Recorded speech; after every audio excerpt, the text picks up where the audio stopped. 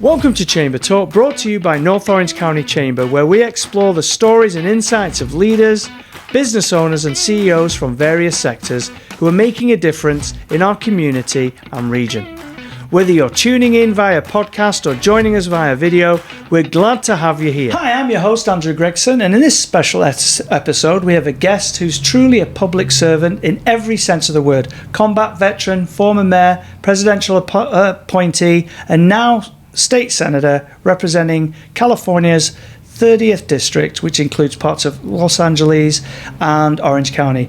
Welcome, Senator Bob Archuleta, to our show today. Appreciate it. Well, thank you, Andrew. I really appreciate being here in Orange County. It is part of my district. As you said, the 30th Senate District. So proud to be the senator representing LA and Orange County. And I'm just excited to be here with you. And because of the fact that I understand you're a fellow veteran. And I'm excited to hear that. And when this is all over, we'll go outside and share some good stories. How about that? I like that. Thank you very much. I appreciate that as well. So, Senator, I wanted to sort of start somewhere at the beginning. You know, your service to our nation is both credible, and thank you so very much, both in and out of uniform, and really certainly appreciate that. But where did it all begin for you?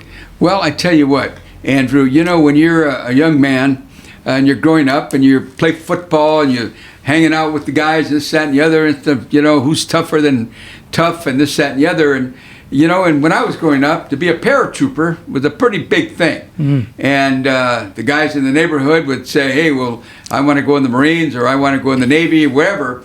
And I thought, you know, I think tough outfit for me would be a paratrooper. So I was so proud that when I did join the Army, and I was assigned to the 82nd Airborne Division. Quite an outfit here in America. It's America's Guard of Honor. And the 82nd Airborne goes back to missions that took place in World War II, and obviously served with the Allied troops there in Normandy and Nijmegen. And so it has a proud history, the 82nd Airborne. And it's out of Fort Bragg in North Carolina. And I will tell you that I am so proud to share with you that I have two sons that are West Point graduates. Wow. And they too are paratroopers, and they're serving right now. And one is my son Matthew, Special Forces Green Beret, and also Brandon, who served with the 3rd Infantry Division. Both are Iraq and Afghanistan veterans, and between the two, they hold 3 Bronze Stars. Wow. And they're busy, and as I mentioned, Matthew, Special Forces Green Beret, and Brandon is a colonel, a lieutenant colonel. He's a specialist. He's a strategist. He's a PhD, former professor at West Point, and he's the brainchild, I guess you are. But I got to point out Matthew. He's got a master's out of Yale and master's out of Harvard. But they're both serving, both paratroopers, and I'm proud of them. And that's where that military thing is all about. But it wasn't just me. It was about so many men and women who serve today, and I honor them because I am the chair of the Military and Veterans Committee for the state of California, and I deal with the military. As a matter of fact, today I was in Orange County at Los Almigos, the military base there, acknowledging Congresswoman Grace Napolitano, who just received the recognition of having a part of the building named after her for her service to Sunburst, that is there helping the youth that need help, and working with the National Guard. So I was there to honor her. And I'm there with General Beaver quite a bit, and as the chair of the Military and Veterans Committee, and I think you know that I've served, I was appointed by the governor to oversee the 31 military bases we have in California. He has what's called the Board of Governors, that we do that, and it's retired admirals and generals and personnel that come together with the governor, and we get out there and we see what our troops are doing, and that's a great honor to do that. So my my military history and working with the military kind of pays off, because when I walk into a base, I know exactly who to talk to.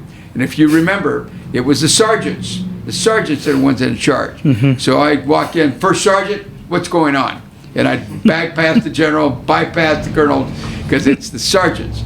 You get the honest answer there. and that's what it's all about. But I was honored to serve in the 82nd Airborne. Thank you for asking. Oh, you're welcome. So, there's a big difference between when you're doing military and coming into civilian life and so on and so forth. And obviously you've been in politics for a very, very long time. What sort of made you ease in from civilian life, doing whatever you did, and then moving into, working for your first county council, right? Well, yeah, I tell you, I have a long road of service, as they say. When I finished my time in the 82nd and I came home, I said, I want to make sure that my family is well educated. And that was number one. And I think that all of us who understand this, that we got to educate our kids. Mm-hmm. And my goal was to educate my 5 kids, and my oldest son graduated from USC and played ball there, and I have a daughter out of Pepperdine, a daughter out of Chapman, and 2 sons out of West Point. So education was very, very important to me, and I wanted to push and do all I could. And of course, that meant being involved in the Little League, being involved as a coach, as the manager, and getting out there with the Pop Warners, being at the high school football games, or whatever it was. And as a father, you know that we got Mother's Day weekend we're on right Coming now. up, right, right. But us dads, we got to contribute too. And I was a very active dad that made sure that the kids got to their Little League practice and football practice or whatever it was. And I think that it's something, it's when they say it takes a village, it really does. In today's world, we've got to make sure that everybody participates in the success of the kids. It's so important.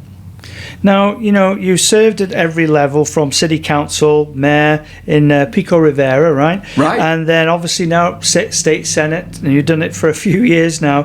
What sort of pushed you to originally run to run for Senate, should I say? Well, let's go back. I'm going to turn the clock let's do for that. You, Andrew. And when you mentioned about in the service, I was a real estate broker. That's what I've done all my life. That's how I've been able to provide for my family. But I had a friend of mine, Gil Giaracos, and I'm going to mention his name, and may he rest in peace, a good servant and a veteran who served the county of Los Angeles. He stopped by my real estate office at 8 o'clock at night one night, working late, and he saw my paratrooper wings on my lapel. And he says, Bob Archuleta, we can use someone like you in the county. We have a commissioner who retired. I think we can use you as Commissioner of Military and Veterans Affairs. I said, well, I don't know anything about politics. He said, no, listen, you get out there and represent those veterans, and that's all you got to do. So I went before the supervisor, Ed Edelman. You turn the clock really back, and I interviewed with him. He said, okay. I was approved by the Board of Supervisors. I became one of the commissioners and became the chairman eventually. And I started going around all over LA County, speaking on behalf of veterans, going to the VA, going to Calvet, whatever I had to do to support our veterans. And along that way, I realized there was more to do. So I joined the Montebello Police Department. Can you imagine that? I joined the Montebello Police Department, went to the academy at Rio Hondo College, and became the president of the class. And eventually I was picked up by the city of Montebello and served with them. And what an honor it was to serve with these great men and women who serve in Montebello, but all men and women who serve in our law enforcement community. God bless you for the work you do, and the families that support our retirees, or even our men and women that are serving right now. They put on that uniform, put on that badge to serve and represent. It really means a difference. Right. So I was able to do that. Then eventually came Pico Rivera in my life, and I knew that if I was able to jump in and make a difference in that city, which we did. We turned that city around. We became the most improved city in LA County. The most business-friendly city in LA County, the best anti-graffiti program. And I realized that service, I couldn't stop. And that propelled me to eventually run for the state senate. Wow. And I ran, and I won, and here I am, 7 years later. That's amazing. And it's been an amazing ride, Andrew, and God has blessed me with this opportunity to serve and represent the 30th Senate District. Now, you mentioned a few things there, and obviously, it sounds like there's a few proud moments there that went on in the city. Do you want to share a few of those that you feel was... Wow, I'm glad you asked, Andrew. I guess one of the proudest moments was to be appointed by the President of the United States as a presidential appointee, ironically, to serve, kind of like the Board of Trustees, we called it the Board of Visitors, at West Point, our United States Military Academy. So I guess the race was on to find someone to serve alongside 4 United States senators, 5 United States congressmen, and 5 presidential appointees. Well, I was appointed by President Barack Obama. I was able to do that, and I became the vice chairman of that very, very prestigious board, and to serve and oversee West Point, to make sure they got the right meals, the right training, the right education, the right buildings, everything pertaining to West Point. And I was so proud to serve that. But before that, I've got to share this, that I was asked to serve by George W. Bush, President George W. Bush, to work with him and handle minority veterans affairs. And I did that when he was in office. And so I got to work with both presidents. Right. And I think that's what has actually added to my success, to be able to work with both parties, the Republican Party, the Democratic Party, the Independents, because when we're talking about working with people, changing their lives, representing them, it doesn't matter. What matters is that we make sure that we're there to serve and represent. And it's just all come together, and here it is 7 years later, and I'm still with it, thank God. And may the good Lord give me a lot more, because there is an election coming up, and we'll talk about that later. We will. So, your experience there it's very valid, isn't it? And extremely important in today's world. And I feel a lot of people might not quite understand what people do in committees. You want to share some of the types of things, like you were mentioning, we want to make sure that they got the right food, the right equipment, and so on and so forth. But folks don't really realise how much work's really put in by people on these committees. You want to share some of that? Well, I tell you, I'm the chair of the Military and Veterans Committee for the state, right? And that committee works with our National Guard, works with our veterans, and to make sure that we as a nation, we as a state, never forget our veterans, and to acknowledge the work they do. So we come together and we ask that we get the support when we're trying to support our veterans on some of these bills that pertain to their livelihood, their future, their security. As I just mentioned, I just came from Los Alamitos. I'm working with the National Guard there. And we've got to give them a big shout out, because, we had the fires not too long ago. Yeah. It seems like yesterday, but it'll be there for a lifetime for some. Mm-hmm. And it was the National Guard that was there. These are citizen soldiers mm-hmm. that walked away from their families, put on that uniform, and reported to their units, and they served to take care of the people and secure the areas there when it came to Altadena and Pasadena, and of course the Palisades. The National Guard was there bright and early, working hard, and they were working. And I went to visit them at Pasadena in the headquarters. I went over at Los Alamitos when they were deploying themselves, and I was actively involved with them to thank them on behalf of the people here in California, and to thank them on behalf of those who suffered loss and fire and tragedies that took place, because all of us wanted to say thank you to these men and women, and I did that on their behalf. But going back to some of the things that what we do in the committee is I want to share a couple of things with you. As an example, we have veterans who've served our country and have a 100% disabled rating, disability. Okay. And there's ranking within the Veterans Administration, and it goes up. And if you're in that 100% bracket and you're a disabled veteran and you own a home, we feel that you shouldn't be taxed on your property. You shouldn't be taxed on your property. And we're talking about California state property tax. So we're pushing that bill, Senate Bill 296, that will help these veterans who have home ownership.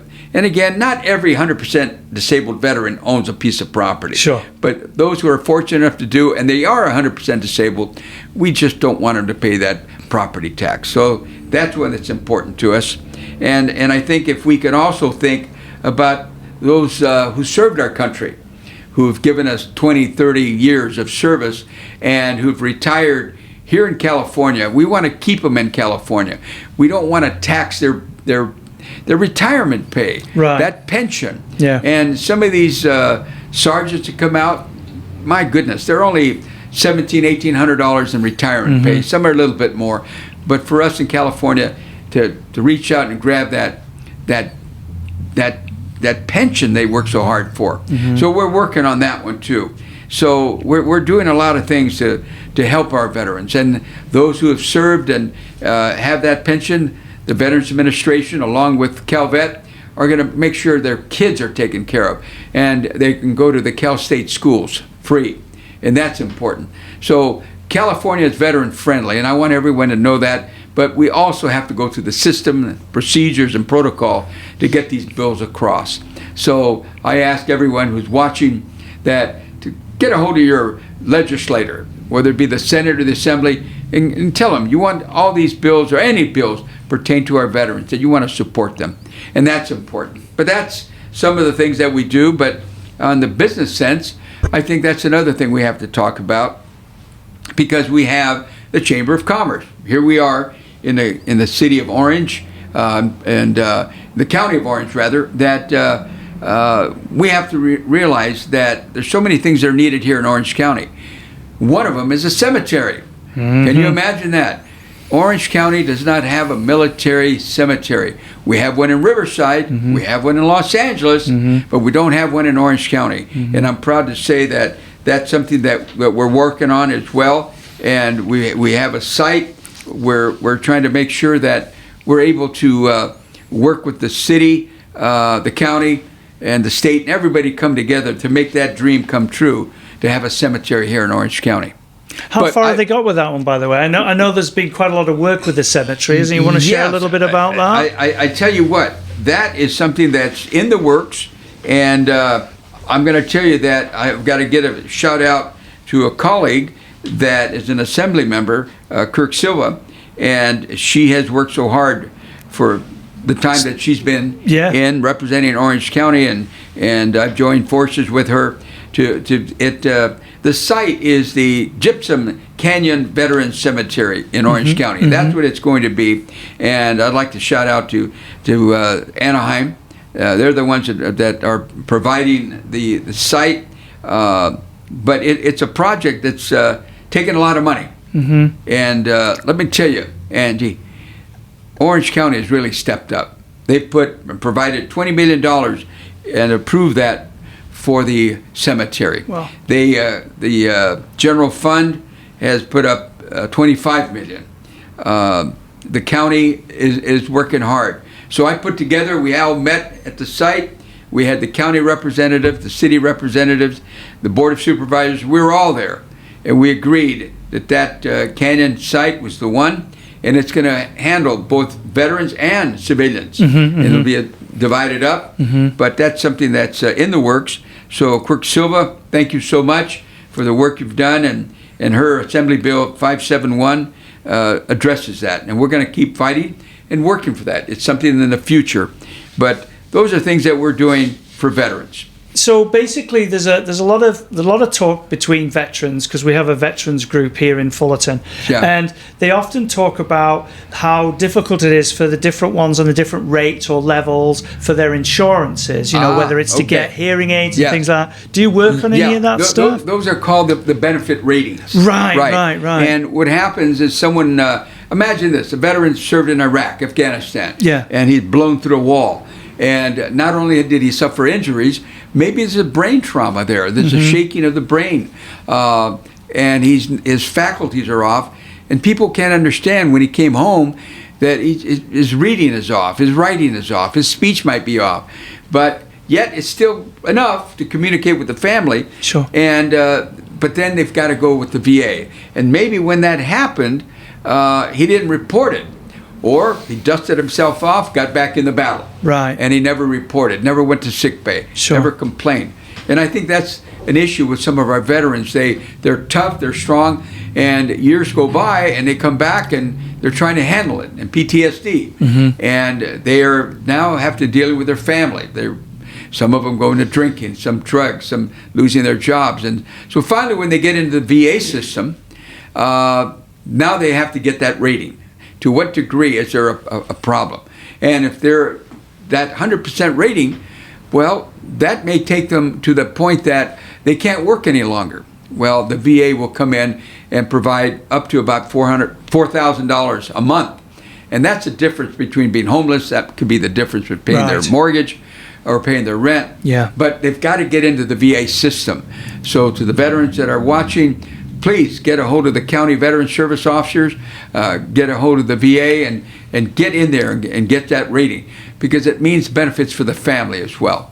So I'm glad we're having this conversation, Andrew. No, it's important to people, and they talk about it a lot, and it's things that sometimes go untouched. So I appreciate that you're working on that. Thank you. So as we were talking a little bit, we mentioned Senate bills, and we've got 536, which empowers insurers and employment development departments. And I know you've been working on those. Would you like to share a little bit about that itself? Well, let's talk about that, because, we remember the pandemic. We had billions of dollars, I'm going to say millions and millions of dollars in fraud, right. EDD. Yeah. And it was all over the news. Still is, isn't it? And I'll be honest with you, checks were going to people that should have never received them, no doubt. Right. And it cost the state of California millions upon millions of dollars. Well, we've got to make sure that never happens again. Right. So EDD has tightened their belt and gotten better technology to address that.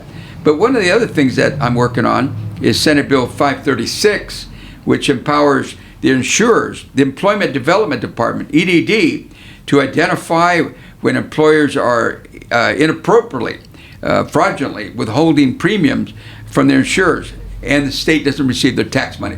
Imagine. So it's just reporting. But if we can get people to understand this bill, the chamber is 100% for it. Businesses are 100% for it, because we have people that are running legitimate businesses every day and reporting exactly what goes on, the number of employees they have, and when they're on disability, and so on. So Senate Bill 536 is going to work with the chamber, is going to work with the business community to make sure that fraud is taken off the table, that those in labor agree that if we can address these issues, it's a win-win for everyone. That's one of them we're doing. And I think that it's so important when the business community understands that in California, we are the 4th largest economy in the world. Yeah. So consequently, we want to keep business flourishing. We want businesses to stay in California, and those, sadly, that have left, come back. California is a great state. We are the 4th largest economy in the world, and we're going to continue working with our business community. And I think the Chamber of Commerce up and down the state will recognize that we're trying to do what we can to help out. That's a very good point. There's another point that that's closer to home, isn't it, from Whittier, that after the tragic death of an officer, which is also in your 30th district there, I think it was Officer Keith Boer, I think it was, wasn't it? Yes, I've got to share that with you. Do you want to share a little bit about that as well? Here, without mentioning names and so on, but I was just at the memorial in Sacramento where we honored our fallen officers. It just happened last week. And as we celebrate Memorial Day for our veterans and those who've given their lives for our country, we also celebrate the first responders, our police officers that have given their lives in the line of duty. And what we're trying to do is acknowledge that. And there in Sacramento, we had hundreds upon hundreds of law enforcement officers, men and women, who wore the uniform, the badge, and they came from everywhere in the state. It was sad to a degree, because some of the widows were there, the families were there, as they laid the wreath to their fallen and the members of their family. And we've got to understand that we've got to bring that forward, because it is a dangerous business, law enforcement. So we have to support and honor these men and women. So I've got a bill on the table, Senate Bill 759, that recognizes something that's so important, that when a felon is released from prison, that the basic law enforcement officers know about it, that our city police know about it, when we're working with the parole department, that we know who's out there. And what happened tragically in the city of Whittier, one of these individuals who was released from prison actually killed an officer. and Whittier police officer who was killed fatally on February 20th, 2017. It was a shooting that took place, and it was so sad. The entire city of Whittier seems to mourn every day about his loss. And I was honored to meet Officer Boyer's mother and father, and offering condolences on behalf of law enforcement, the state of California, and everyone. And this bill, 759, would ensure that these repeat offenders that are held accountable and law enforcement agencies have the necessary tools and information, and that's the key, the information of who's out there, so we can prepare to understand who's there. And if we're going to do a lot of rehab work, well, let's do that. But let's protect the community as well. And we've got to provide that extra layer of oversight to prevent this from happening again. This tragedy should never happen again in any community. We should not lose anyone because we don't know where they are, who they are. And Senate Bill 759, which obviously endorsed by every law enforcement agency in the state, and those who, all of us, whether it's Orange County or LA County that I represent both, understand that it's time that we've got to protect and honor our law enforcement. And I'm so proud to carry this bill on his honor. And so, Officer Boyer, you're not forgotten. The city of Whittier and your loss will not be forgotten. So we're going to keep going forward and try and take this bill all the way to the governor's office. Now, being a man of vast experience, and one of those being serving as a police officer there, do you have any other takes that could potentially assist law enforcement, or there's gaps that are missing in whether it's to do with sharing information or anything else to do with that matter? I think the old neighborhood watch. Remember about that? Yeah. It seems like we kind of drifted off from that. Yeah, we have a bit. I want to encourage the cities in LA County and Orange County. Let's kick that back into gear. The neighborhood watch, because there's nothing greater than to be in a patrol car and be able to wave to your neighbors and say, "Hi, Jim. Hi, Mary. How's it going?" And Officer Bill and whoever it might be in the car, that there is a connect between those officers and the community. Because when something happens, who's the first to respond? Our law enforcement. But who's the first to call? A neighbor. Picks up that phone, calls 911. I just saw somebody run out of that building, or somebody just broke into that house, so we can respond. And that's the idea. So it makes it just a team effort between the community and law enforcement, and I think that's something we can do. And then to know who's out in the field, who's been released, it's important.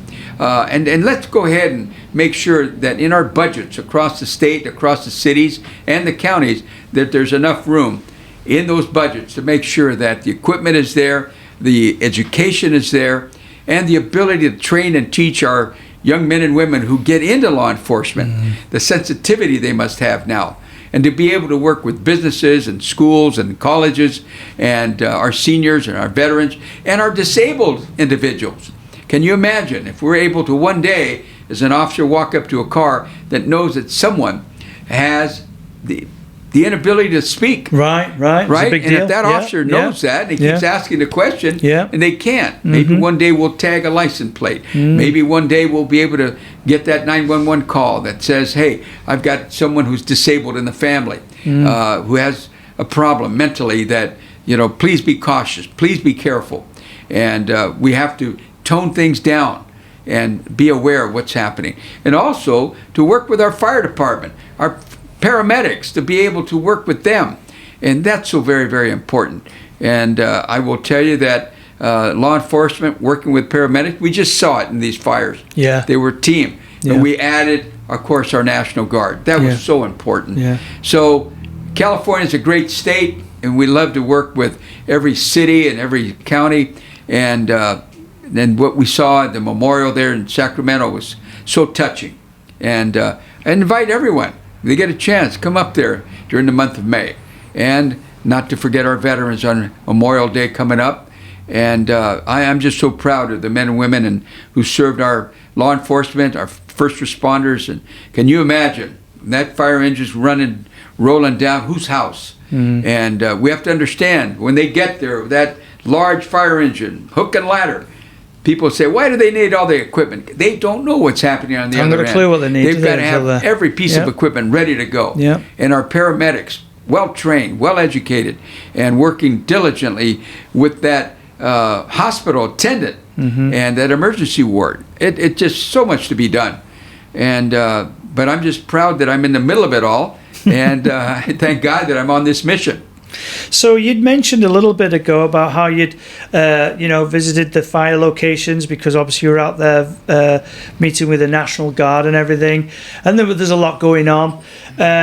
Obviously, there was a lot that you might want to share regarding the findings, but I suppose more importantly, one of the biggest issues that are hitting us, especially in California right now, is about insurance and things like that.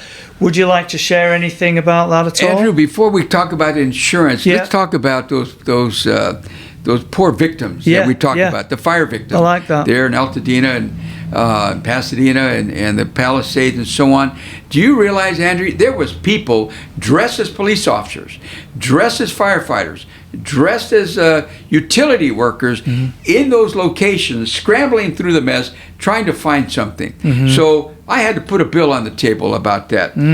Senate Bill 571 that says if you're going to exploit that and you're going to go ahead and go into an area like that and start looting or impersonating an officer, then that is a felony. We're going to take that to the top, and you're going to be prosecuted to the full extent of the law. And so my Senate Bill 571 says that if you put on that uniform and some phony badge or whatever and try and get in there and exploit, well, we're going to find you, and we're going to make sure that you're prosecuted. And we have to understand that, when this looting takes place, and it does happen. Oh, yeah, it's happened for years, isn't it? And it came to light. We saw it on the television, that people were in there, and it was the National Guard and the firefighters and working with law enforcement trying to keep that. So burglary, grand theft in those areas, we can't allow it. So it's got to take that level of felony, and we've got to make sure that we protect our citizens that lost so much. And so when they're able to go back, they're able to go back in safely. And going back to your issue about insurance, it is so important that those who have insurance, that we work with our insurance commission and everyone else. We have a great insurance commissioner. We have great people who work in that department. And we want the insurance industry as a whole to understand. We know that there's problems there. We know that we have to find a remedy to make sure you stay in business, but make sure that the people that lost their homes or that they need your help, and we have to provide everything else. And that's why the state of California is putting millions upon millions of dollars for aid to the victims of these fires. And when I say millions, I believe it's in the billions. Right. So, and I thank the governor for that, for stepping up, and our pro tem and our Senate and Assembly working to create these bills that look at these issues, because we have to rebuild these areas and Altadena, Pasadena, the Palisades. We got to bring them back to life, and we're going to do that because we are California. But one of the things, Andrew, that we got to talk about, and that's education. Our education system here in California, we need help. Yeah. We need to keep our teachers working. We need to educate our children. We've got to make sure they have a meal, and those that need it. We have to make sure that Head Start continues. We have to make sure there's a pathway to college, and our community colleges are vital to our system of education. Because if we're going to educate our kids, we got to start at ground level. Right. Taking them all the way through preschool, all the way through kindergarten, all the way, and their ability to read and write and be competitive is so important, because we have great colleges and universities in California. Yes, we got to get them ready. Yeah. I have a question regarding that. So, there's always, it's so easy, isn't it, for us as a nation or for individuals to look up and say, well, we need more money to do this, right? And that's one part of it, but there's another part, isn't it? Is what do we do to help it grow? How can we help it grow? How do we help business grow? How do we help schools grow? What's your take on that type of thing? Let me tell you something. Those parents that participate in their parent-teachers conference, and they realize what is happening. And the parents that go to the, I guess I still call it the PTA meetings. That's right. The Parent Teachers Association. Yeah. When the parents get involved, the kids will grow and prosper educationally. And it's so difficult because it is tough right now. But any way we can help the parents get there, take time out. And if we can ask our Board of Supervisors to help the Board of Education, that maybe we've got to give a little time to our teachers, maybe on a Saturday afternoon, when the parents can get in there and go one-on-one with those teachers. And we can take care of them some way, somehow, to make sure that time they gave on a Saturday afternoon, they can be taken care of one way or another. Because a lot of parents just can't leave work. And that bond has got to be there, because when they enter that school ground, they belong to the Board of Education. They belong to the teachers and their hopes and dream of education. And before they get there, they belong to our cities, right? And we have to make them sure they're safe and secure. And so it's a combination of working together. But I emphasize the PTA because it's so important. The work that these parents do, helping the children, working with other parents.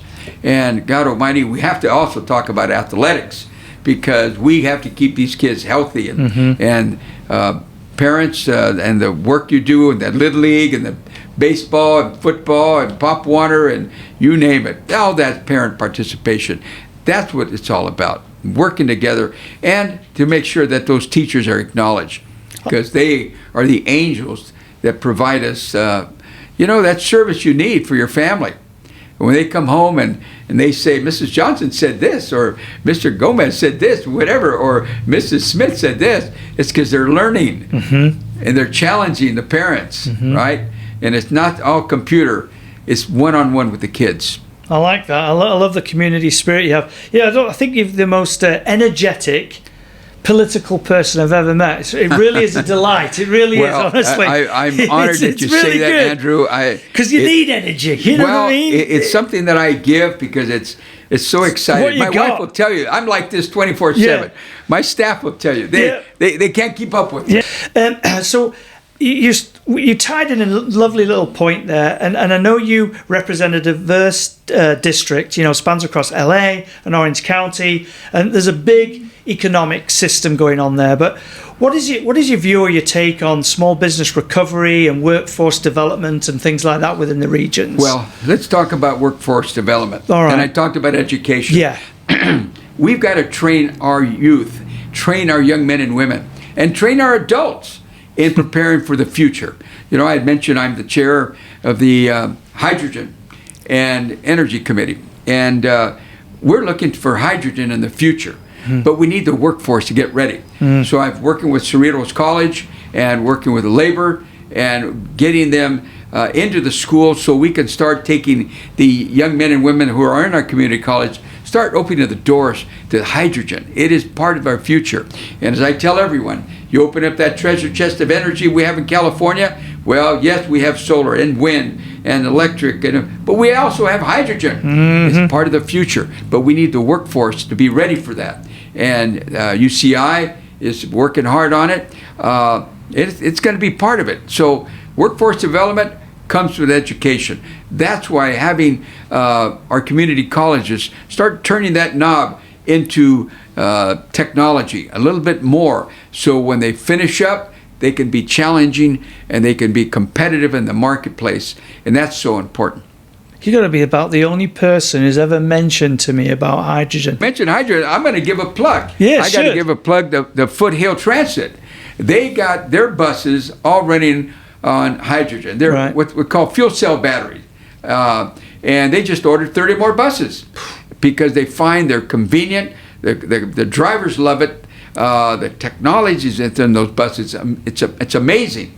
And the people love it. And they go right up those hills just as smooth as you can be.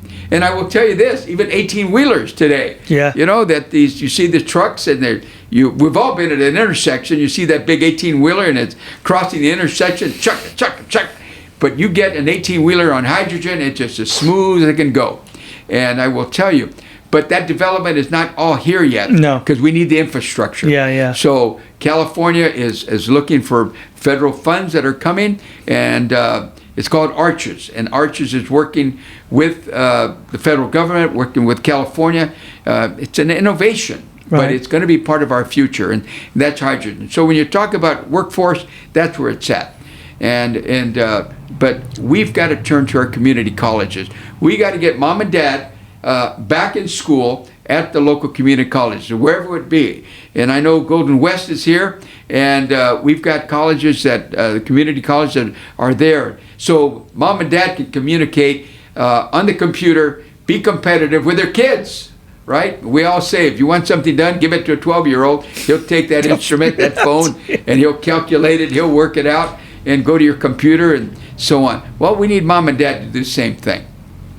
Now, I have a more of a personal question for you, and it's something that sticks in my mind often, and it's sort of carrying on with the energy question, is I'm really concerned personally. I have an electric car, so I think this way on purpose. Sure.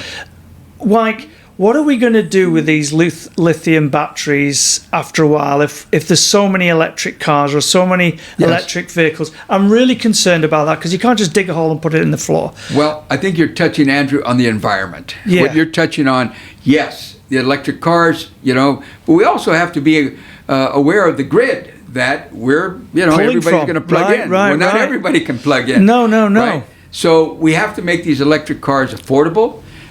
We have to have the infrastructure, and we do need help. We just heard that if you're able to have an electric car, you've got to be able to have a place to charge it, and whether it's been hydrogen, because we have hydrogen cars, they need the same thing. Yeah. So it's got to be a joint venture between enterprise and, of course, the state of California. And as long as the general public keeps looking for that sort of transportation, we're going to keep developing. We're going to keep pushing. And I think that's so important. But rules and regulations that pertain to the usage and development, yes. But when you're talking about disposing of the batteries, that's going to be something down the road that we're going to be working with that industry to make sure that they follow clean air. It's so important. Anything that we invent, whether it be the phone or that big screen TV, sure. There's got to be another side to it. So we have to, in the military, remember, we had a mission plan to get in, but we also had a mission plan to get out. Right. And that's so important. So the rules and regulations on that to protect our environment. And I'm talking about our environment for just a second. Sure. I mentioned that the work I do, I try not to ask anyone if you're Republican or Democrat, Independent. I just want to help. Sure. Well, the same thing with our environment. Here in California, we don't ask that. We want to take care of our water, our air, our mountains, our streams, our environment, because it's for everyone. And the traffic flow that we have, we want to keep it moving for everyone. The bridges that we make, the maintenance that Caltrans does, everything that we do here in California, it's across the board for everyone. And I think we need to do that. And people have to understand, again, we are the fourth largest economy in the world, and we are innovative. We are going to do things that other states aren't doing. So we have to make sure that we're trying to equalize everything across the board, give everyone a fair shot at education, job opportunity, job growth, everything we're doing. And we have to protect our hospitals. That's another thing, because they're up against it too, because they are a business, Andrew. Yeah, they are. Hospitals are a business. They've got to run. Yeah. We've got to educate our nurses. They've got to be competitive. And we want our nurses to be here in California. We just had the pandemic. Yeah. We were importing. My God, we got to start training and opening the doors for our nurses and our doctors, because we need here. Because when you think of California, remember, those of us that don't travel much in California and those of us who do, we realize it's a big state. Big state. And we've got to take care of so many issues. I think Water, my original air, home phone. And of course, remember, we feed most of the nation. Yeah. And 100%. those farm workers have got to be taken care of. So issue after issue. And we talk about Orange County. What a blessed county this is. It really is. Once we have that veteran cemetery in there, we've got the John Wayne Airport. There are so many beautiful things here in Orange County. And I'm so honored to represent a portion. So big shout out to Brea. There's nothing wrong with Brea, just up the road there. Just another. Moving into things, because I know that obviously we've got the midterm elections coming up in 2026. Oh. It's not often that we get the opportunity to capture a senator at one time, because you're out and about everywhere and doing lots of things. So we thought, why not take the liberty and opportunity to ask you about that? How are things looking for that? I know you're the incumbent, Ryan. You're going to be running again, I'm assuming. Yes, I am. Well, let me tell you, Andrew. For those that don't know, we in the California State Senate, we're allowed 3 terms at 4 years each. 3 terms at 4 years each. I've got 1 to go. So that's where I'm at. So in 2026, I will be running again for my very last term. And I feel very confident because of the work I've done, both in Orange County and LA County, with our veterans, our seniors, our educators, law enforcement, firefighters, and I've been endorsed time and time again by everyone. And I feel terrific that I'm getting calls now that, hey, when are you going to call me for your endorsement, my endorsement?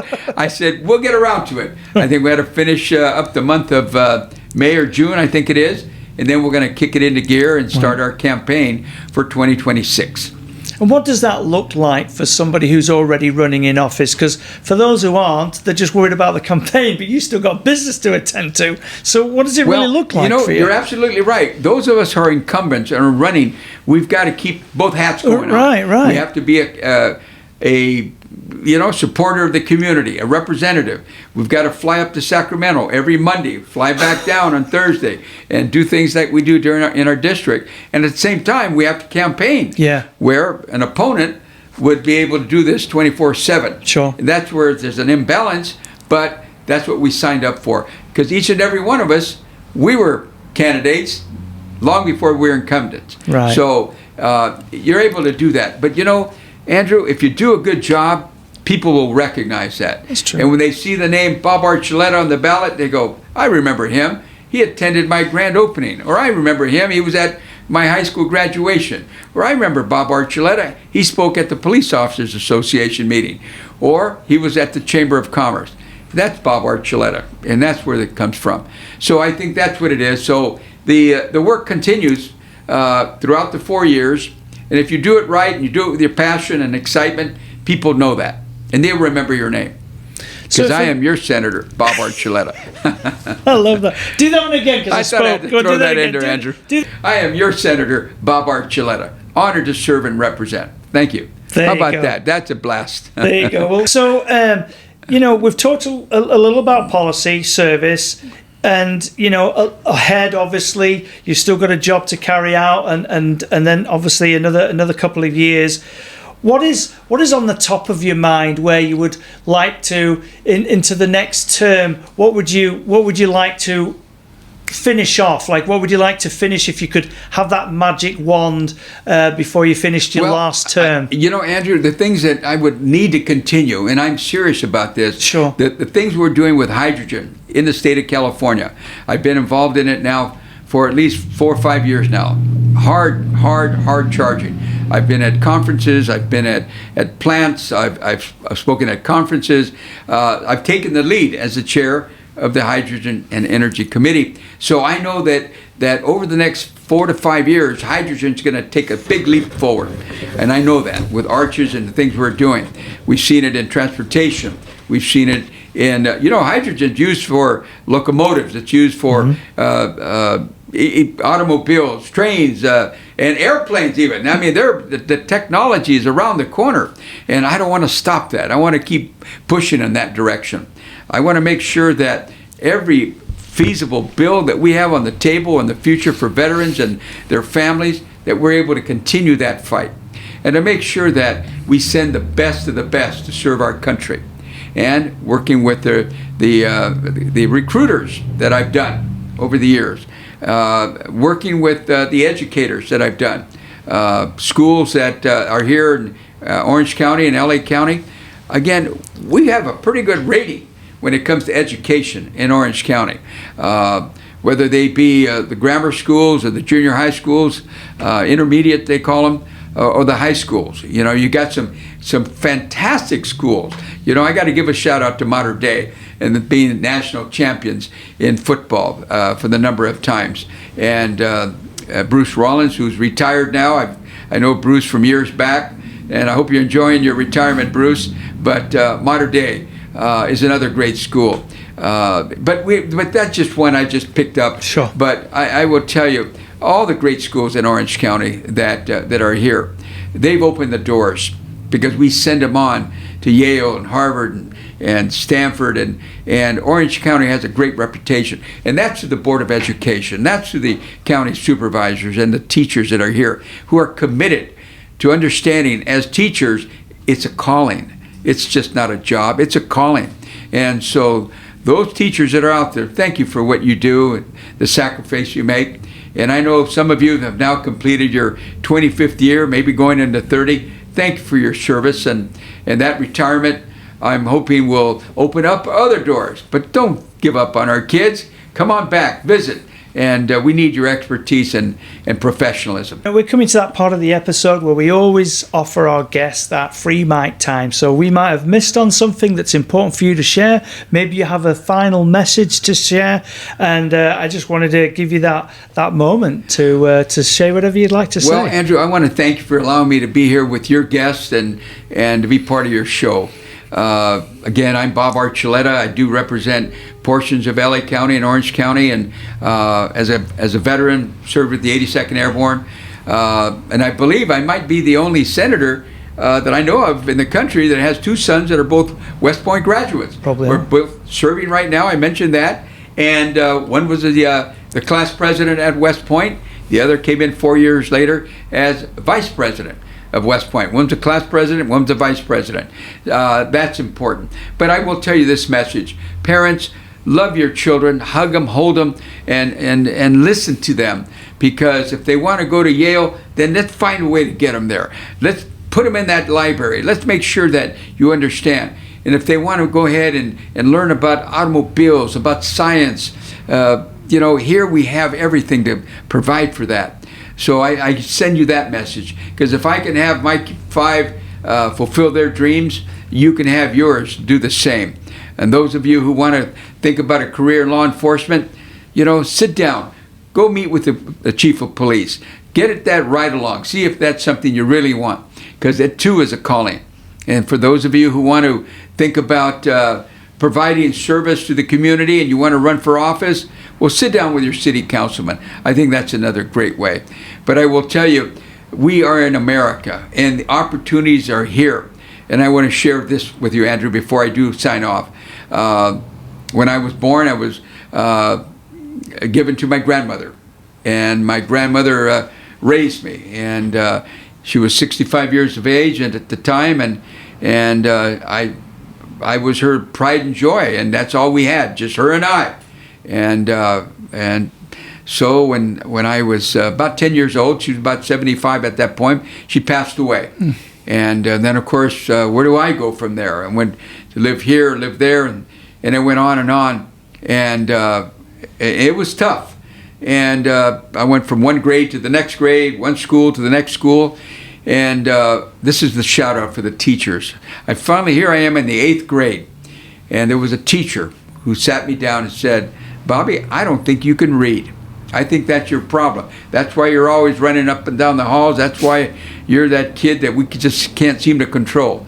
So I'm going to sit you down every day after school, and we're going to go over every single grade that you may have been asleep. I don't know where you were, but we're going to go through the 1st grade, then we're going to go to the 2nd grade. And pretty soon, it took almost a semester, but we got all the way up to the 8th grade.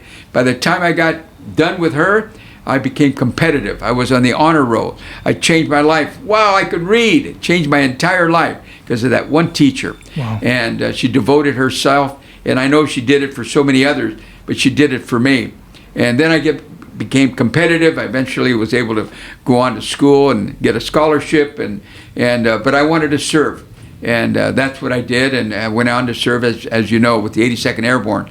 But to that school teacher, that might be you, don't give up on that kid just because he's a little troublemaker. Sit him down, and you'll find that somewhere along the line, he needs some remedial education and a lot of love. And that's what that teacher did for me. And so I thank our school teachers out there. And you showed me that if I did it for my kids, they will do it for their kids. And thank you so very much for doing that. And so, Andrew, I want to thank you for the time you've given me.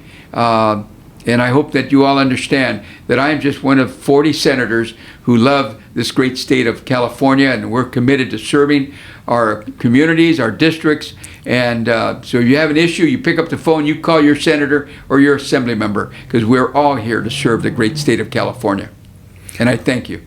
Well, thank you so very much, Senator. It's been an absolute pleasure having you on. Thank you so very much for your time and also your service to our country. Really appreciate it. Andrew, thank you, and thank you, everyone. And remember, I am your Senator, Bob Archuleta. Thank you, listeners, for tuning in to Chamber Talk. Until next time, stay inspired and connected by visiting nocchamber.com and selecting Sign Up for News at the homepage.